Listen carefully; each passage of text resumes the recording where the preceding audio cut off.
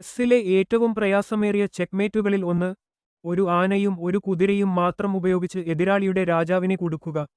ഇത് എങ്ങനെ സാധിക്കും? ഈ പൊസിഷനിൽ വൈറ്റിന് ഒരു ആനയും ഒരു കുതിരയും മാത്രമാണ് ബാക്കിയുള്ളത്.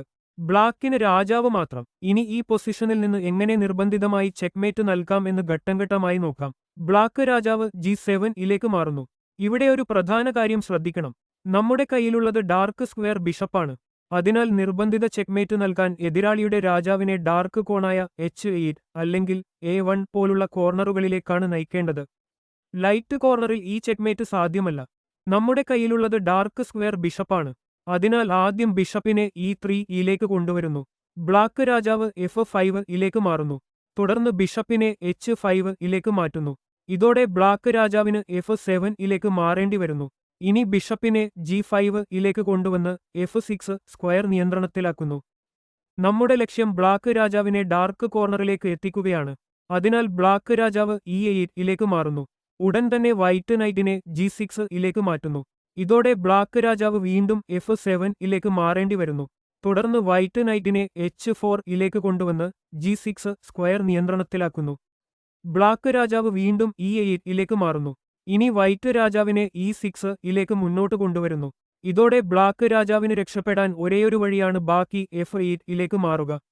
തുടർന്ന് വൈറ്റ് ബിഷപ്പിനെ C6 ഇലേക്ക് വികസിപ്പിച്ച് ബ്ലാക്ക് രാജാവിന്റെ രക്ഷപ്പെടാനുള്ള വഴികൾ കൂടുതൽ പരിമിതപ്പെടുത്തുന്നു. ബ്ലാക്ക് രാജാവ് G8 ഇലേക്ക് മാറുന്നു. ഉടൻ തന്നെ വൈറ്റ് നൈറ്റിനെ G6 ഇലേക്ക് കൊണ്ടുവരുന്നു. ഇതോടെ ബ്ലാക്ക് രാജാവിന് H7 ഇലേക്ക് മാത്രമേ മാറാൻ കഴിയൂ.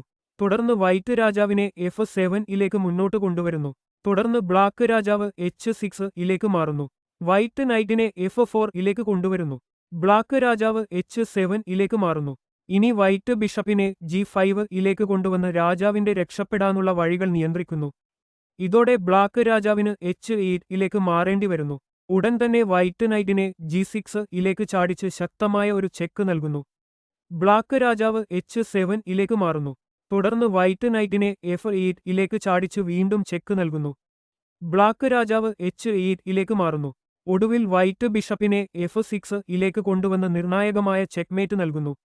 ഇത്തരത്തിലുള്ള കൂടുതൽ ചെസ് ടിപ്പുകളും എൻഡ്ഗെയിം ടെക്നിക്കുകളും ടാക്ടിക്കൽ മാസ്റ്റർപീസുകളും കാണാൻ ചാനൽ സബ്സ്ക്രൈബ് ചെയ്യൂ. വീഡിയോ ഇഷ്ടമായെങ്കിൽ ഒരു ലൈക്ക് ചെയ്യാനും നിങ്ങളുടെ അഭിപ്രായം കമന്റായി രേഖപ്പെടുത്താനും മറക്കരുത്. അടുത്ത വീഡിയോയിൽ വീണ്ടും കാണാം.